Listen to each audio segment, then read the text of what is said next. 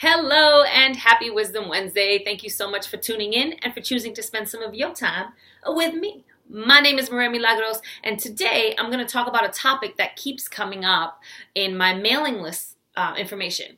And I went through the mailing list and I checked, and almost half of the women who are signed up for my mailing list had this topic. So I thought we need to talk about it. And that topic is parenting, being a better parent. Now, I want to start by saying this.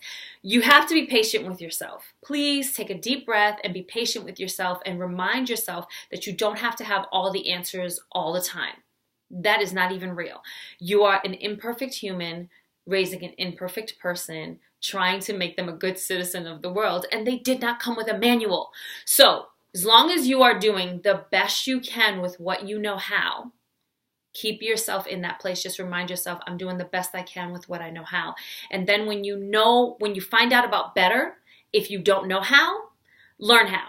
Take the responsibility to learn how. If you know that this is not the way I should be raising my child, or this is not healthy, and you know that, rather than just sit in that because you don't know how to change it, seek help. Go to family therapy, get a book, watch a video. There's tons of stuff out there. There's tons of information available to you out there in the world, and most of it is free. So do that. Okay. Be patient with yourself. Do the best you can with what you know how. And when you know better, do better. All right. So I have 3 tips for you today that I use to center myself every morning to make sure that I am the best parent that I can be for that day, because I can only be the best parent in the moment, right? So the first thing, and I want to say this, I am a single mom of 1 daughter. That dynamic is very different than if you had 4, 5, or 6 kids. That being said, these 3 principles apply to all family dynamics. If you apply these 3 things into your home and into your relationships with your children, I promise you, it will increase your bond and your relationship and your love with your children, and it'll make you feel like you're better at parenting. So here are my 3 nuggets. The first one is take time to take care of yourself. What? Maria, I'm asking you how to be a better parent for my kids.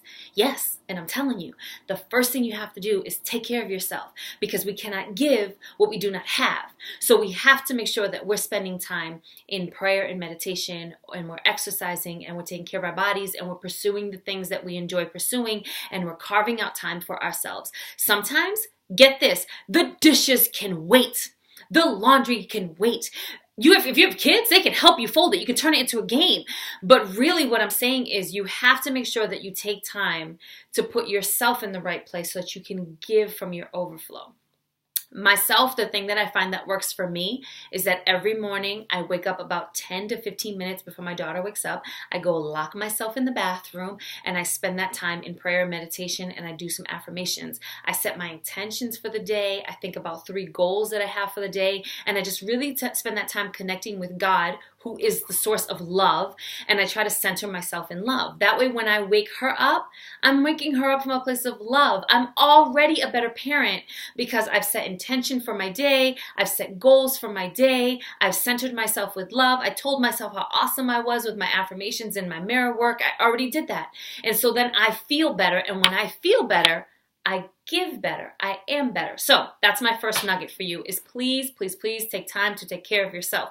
And if your children are old enough, you can even have the conversation and say to them, when mommy goes and spends this time reading her Bible and journaling while you do Legos, mommy feels better. And when I feel better, I'm a better mom. No kid is going to say, no, we don't want a better mom. Nobody's going to say that. They go, oh, you're going to be a better mom? Okay, go ahead, go do that. And you say, okay, don't disturb me until the timer goes off or whatever. There's ways and systems that you can figure it out or whatever works for you and your family. But you have to make sure that you take time for yourself to fill yourself up so that you can give from your overflow, right? Because nobody can give depleted. And you don't want to end up resenting your children, your husband, your job, your relationships that you prayed for, right? But when we're giving to all of them and not taking care of ourselves, we do end up resenting them. So we have to make sure that we're taking care of ourselves. So that was the first nugget. Second nugget / principle is to remember that children spell love Time. That's right. They just want your time. Really, honestly, they don't care if all the laundry is done, if the house is spotless, if a random person stops by and the house is so spotless clean and makes you feel good about yourself. No, they want your time and your energy. They want you to sit and talk to them. They want you to play a game with them. They want you to color with them. If your children are the kind of children who would rather you not be around so they can play video games, I'm going to say this as kindly as I can, but you have conditioned them to be that way. Because you're the parent. You get to decide. You bought the game, you brought the game in the house, you plugged it in, you hooked it up. Like, you're the parent, you get to decide. So if your children are those children, please understand, you do not get to blame them. You are the parent of that household.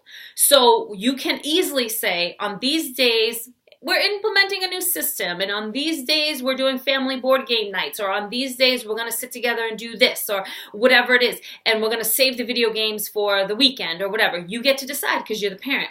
And when initially they're going to resist because they're so used to doing the other thing, but eventually, if you're doing it from a place of love, they're going to want to spend time with you. Kids want to spend time with you. They really do, because again, that's how they spell love, is by the showing and the giving of your time and energy.